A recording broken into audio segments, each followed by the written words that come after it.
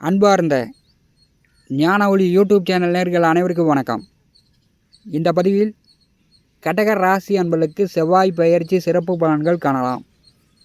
வாக்கிய பஞ்சாங்கப்படி 29/7/2025 முதல் 14/9/2025 வரை, தமிழ் மாத தேதிப்படி ஆடி மாதம் 13 முதல் ஆவணி மாதம் 29 வரை ஒரு 48 நாட்களுக்கு கன்னிராசியில் செவ்வாய் பகவான் சஞ்சாரம் செய்ய போகிறார். செவ்வாய் பகவானுடைய 3 பாதைகள் மூலம் கடக ராசி அன்பர்களுக்கு ஏற்படும் பலாபலன்கள் காணலாம். இந்த காணொலியை கடைசி வரை கேட்டு பயன்பெறுங்க.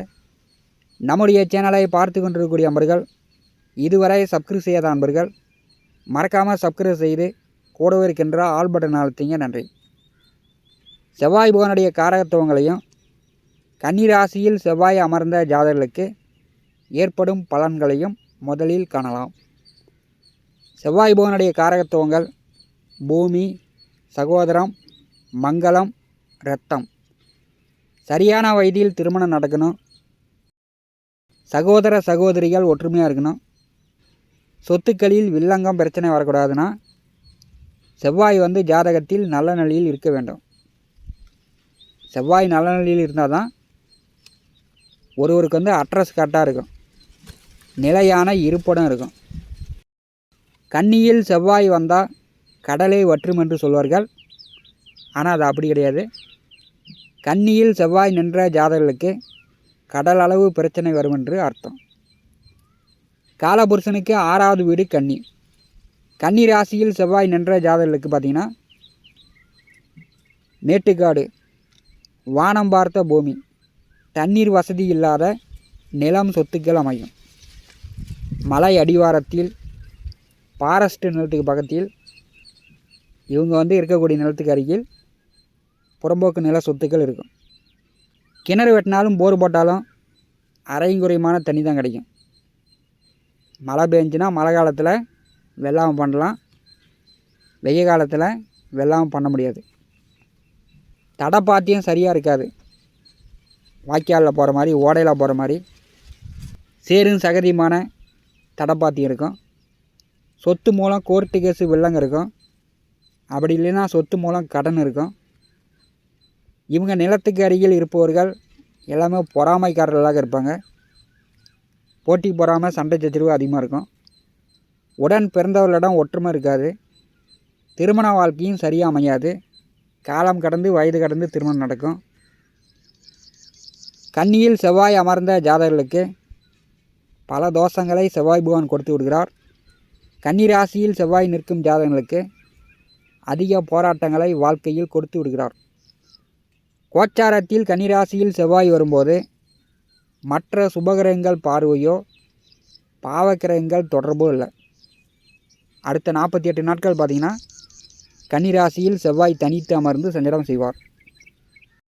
கடந்த 45 நாட்கள் கேதுவோடு செவ்வாய் இணைந்து சனி ராகு பார்வையில் சஞ்சாரம் செய்தார். விமான விபத்து, அரசியல் கட்சிகளுக்குள் பிரச்சனை, காவல்துறைக்குள் பிரச்சனை, கிட்னி சம்மந்தப்பட்ட பேச்சுவார்த்தைலாம் ஓடிக்கிட்டு இருக்குது. செவ்வாய்க்கு வீடு கொடுத்தவர் புதன் மிதுனம், கடகம், சிம்மராசியில் சஞ்சாரம் செய்கிறார். அடுத்த 48 நாட்கள் பார்த்திங்கன்னா பங்காளிகள் பகை, சொத்து பிரச்சனை ஒரு சிலருக்கு வரத்துக்கு வாய்ப்புண்டு. அவங்கவுங்க குடியிருக்கக்கூடிய வீட்டிற்கு வடகிழக்கு திசையிலும் தென்மேற்கு திசையிலும் பிரச்சனைகள் வர வாய்ப்புண்டு. கடக ராசி அன்பர்களுக்கு 5, 10ஆம் வீட்டின் அதிபதி செவ்வாய் பூர்வ புண்ணிய புத்திரஸ்தானத்திற்கும் தொழில் ஜீவன கர்மஸ்தானத்திற்கும் அதிபதியானவர் செவ்வாய். எதிர்வரக்கூடிய 48 நாட்கள் 2025ஆம் வருடத்தில் உங்களுக்கு நல்ல முன்னேற்றமான நாட்கள் அப்படின்னு பார்த்திங்கன்னா இந்த 48 நாட்கள் தான். தைரிய வீரிய சகோதர ஸ்தானத்திலே 3வது வீட்டிலே செவ்வாய் பகவான் சஞ்சாரம் செய்வார். எதிர்வரக்கூடிய 48 நாட்கள் உங்கள் முயற்சிகள் அத்தனையும் வெற்றியாகும். செல்கின்ற காரியங்கள், நீங்கள் எடுக்கின்ற முயற்சிகள் கண்டிப்பாக வெற்றியாகும். 3வது வீட்டிலே செவ்வாய் செல்லும்போது நல்ல தைரியம், தன்னம்பிக்கை உண்டாகும். எதிரிகள் பகையாளி ஒடுங்கி விடுவார்கள். உங்கள் கை ஓங்கி நிற்கும். எதிரிங்க வந்து உங்களை பார்த்து பயப்படுவாங்க. அந்தளவுக்கு நீங்கள் தைரியமாக செயல்படுவீங்க. எலியும் புலியாக மாறும், அந்த மாதிரியான நேரம். 3வது வீட்டிலே செவ்வாய் செல்லும்போது எலி மாதிரி இருந்தவங்க புலி மாதிரி அடுத்த 48 நாட்கள் செயல்பட போகிறீங்க. மற்றவர்களை அடக்கி ஆளக்கூடிய அதிகாரம் உங்களுக்கு கிடைக்கும். அரசு துறையில் வேலையில் இருந்தாலும் சரி, தனியார் துறையில் வேலையில் இருந்தாலும் சரி, பதவி உயர்வு, கூடுதல் சம்பளம், ப்ரமோஷன் எதிர்பார்க்கலாம். கோச்சாரத்தில் 3, 6, 11ஆம் வீட்டில் செவ்வாய் வரும்போது மட்டும்தான் அதிக நற்பலன்களை செவ்வாய் பகவான் கொடுப்பார். 3வது வீட்டிலே செவ்வாய் வரும்போது உங்களுக்கு வந்து நல்ல தைரியமும் உண்டு, வேலை உத்தியோக ரீதியாக உயர் பதவியும் உண்டு. நண்பர்கள் மூலம், கூட்டாளிகள் மூலம் புதிய தொழில் தொடங்குவதற்கு உதவிகள் கிடைக்கும். கூட்டாக சேர்ந்து தொழில் தொடங்கலாம். பகை, போட்டி, விரோதங்கள் இந்த காலகட்டத்தில் இருக்காது. படித்து கொண்டிருப்பவர்கள் பள்ளி படிப்பாக இருந்தாலும் சரி, கல்லூரி படிப்பாக இருந்தாலும் சரி, நன்றாக படித்து அதிக மார்க் வாங்குவீங்க. 3வது வீட்டிலே செவ்வாய் செல்லும்போது சிலர் வந்து வீடு கட்டலாம், புதிதாக வீடு கட்டலாம். வீட்டு மனையோ விவசாய நிலமோ நிலம் சொத்துக்கள் வாங்கலாம். உங்களுடைய தனிப்பட்ட சம்பாத்தியத்தின் மூலம் புதிய வண்டி வாகனங்கள் வாங்கலாம். அதற்குண்டான வாய்ப்புகள் கடகராசி என்பதற்கு மிகச்சிறப்பாக இருக்கிறது. ராசிக்கு 3வது வீட்டிலே செவ்வாய் செல்லும்போது தம்பி தங்கை உடன் பிறந்தவர்களிடம் கொஞ்சம் சண்டை சச்சரவு இல்லாமல் தம்பி தங்கைகளிடம் அனுசரித்து விட்டு கொடுத்து போகணும். இதுதான் வந்து உங்களுக்கு 3வது வீட்டிலே செவ்வாய் செல்லக்கூடிய அறிவுறுத்தல். கடகராசிக்கு 3வது வீட்டிலே செவ்வாய் செல்லும்போது அடுத்த 48 நாட்கள் அரசியல் கட்சி தொடர்பில் இருப்பவர்களுக்கு புதிய பதவி வரும். மக்கள் மத்தியில் பேரும் புகழும் கிடைக்கும். ஒரு நல்ல காலகட்டம் என்றே சொல்லலாம். கன்னிராசியில் செவ்வாய் அமர்ந்து 4ஆம் பார்வையால் கடகராசிக்கு 6வது வீட்டை பரிசுகிறார். சத்துருஸ்தானத்தை பரிசுகிறார். பகை ஒடுங்கும், நோய் அகலும். கடன் இருந்தால் கடனை கொடுத்து அடைக்கலாம், கடன் குறையும். வேலை இல்லாதவர்களுக்கு, வேலை தேடி கொண்டிருப்பவர்களுக்கு வேலை கிடைக்கும். வேலையில் இருப்பவர்கள், உத்தியோகம் பார்ப்பவர்களுக்கு பதவி உயர்வு. எலி மாதிரி இருப்பவங்க புலி மாதிரி அடுத்த 48 நாட்கள் நீங்கள் வந்து அதிகாரம் செய்வீங்க. கடகராசிக்கு 6வது வீட்டை செவ்வாய் பார்வை செய்யும்போது அதிகாரம் பலமாக இருக்கிறது. கடகராசி என்பவர்கள் பயன்படுத்தி கொள்ளலாம். செவ்வாய் பகவானுடைய 7ஆம் பார்வை கடகராசிக்கு பாக்கியஸ்தானத்தின் மேல் விழுகிறது. சேமிப்பு உண்டு. உங்களுடைய தனிப்பட்ட சம்பாத்தியம் சேமிப்பு உண்டு.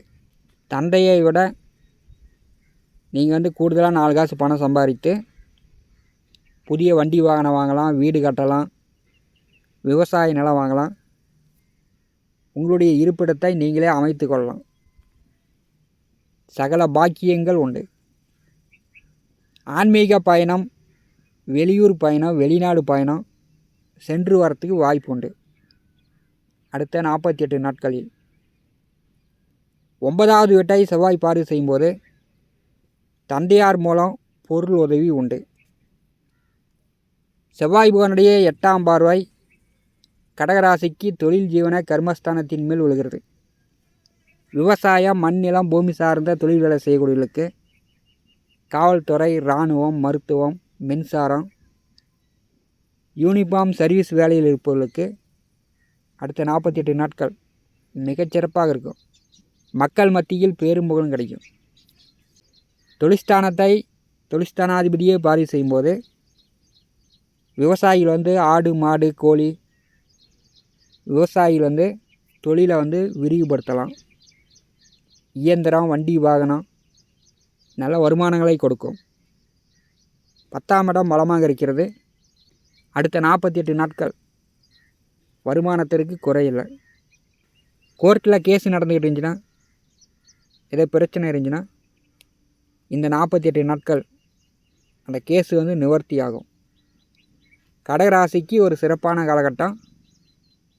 இந்த 48 நாட்கள் 2025ஆம் வருடத்தில் உங்களுக்கு நல்ல உதவிகரமாக முன்னேற்றமாக இருக்கும். பயன்படுத்தி கொள்ளுங்கள். இந்த காணொலியை பற்றி உங்களுடைய மேலான கருத்துக்களை நம்முடைய கான்வாஸில் பதிவு செய்யுங்கள். நம்முடைய ஞான ஒளி யூடியூப் சேனலை பார்த்து கொண்டிருக்கக்கூடிய அன்பர்கள், இதுவரை சப்ஸ்கிரைப் செய்யாத அன்பர்கள் மறக்காமல் நம்முடைய சேனலை சப்ஸ்கிரைப் செய்து கூட இருக்கின்ற ஆல் பட்டன் அழுத்திங்க. தினந்தோறும் நம்முடைய சேனலில் ஜோதிட பலன்கள் பதிவிடப்படும். உடனுக்குடன் பார்த்து பயன்பெறுங்கள். நன்றி, வணக்கம்.